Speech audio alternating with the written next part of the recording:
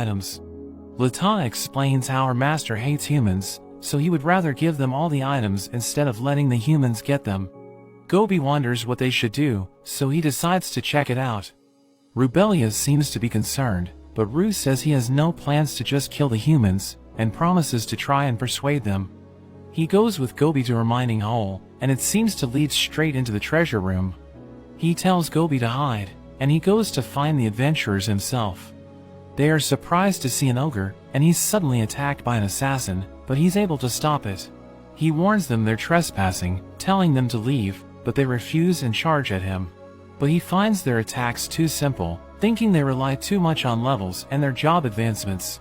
He is suddenly hit by a lightning spell, but the adventurers are shocked when they see it had no effect, and Ru starts to get pissed off, so he ends up eating all of them.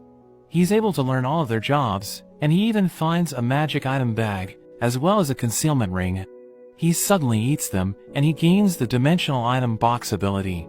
After that, Latana takes them to her master Velvet, thanking them for their help, but she fades away, leaving her gem behind, and Ru eats it, gaining the Golden Rule ability. Thanks to his new item box ability, they're able to grab all of the treasure, but Ru feels bad about leaving the body, so he decides to cremate it, and it suddenly drops a glove. He tries it on, but it suddenly attaches onto him, as he recognizes it as a legendary item, and he gains even more abilities. The others are amazed to see it, and it seems to feel as natural as his own hand. After that, he checks out all of the items they gathered, and everything is ridiculously strong. He ends up sharing it with the other hobgoblins, but he keeps the 2 other legendary items, and we learn they are insanely rare. Everyone is able to keep leveling up, and Ru continues to explore the forest. He eats a golden spider, as well as a crystal deer, gaining their abilities. He finds an enormous tree, and comes across a dryad, but we learn that they are said to tempt men, and use them as nutrition. The dryad comes up to him, and he struggles to resist her. He ends up giving in, but he gains the dryad's blessing, and she hopes for him to come back.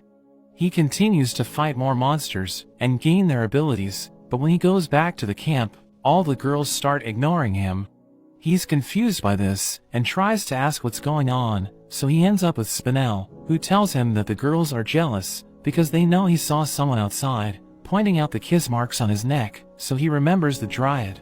He wonders what he can do in his situation, but Spinel suddenly kisses him, mentioning how she also likes him, and Mio gets mad seeing this, but she suddenly clings onto him, saying she wants to kiss him as well, and the other girls all say they want the same thing. The next day, Ru reveals that his search ability has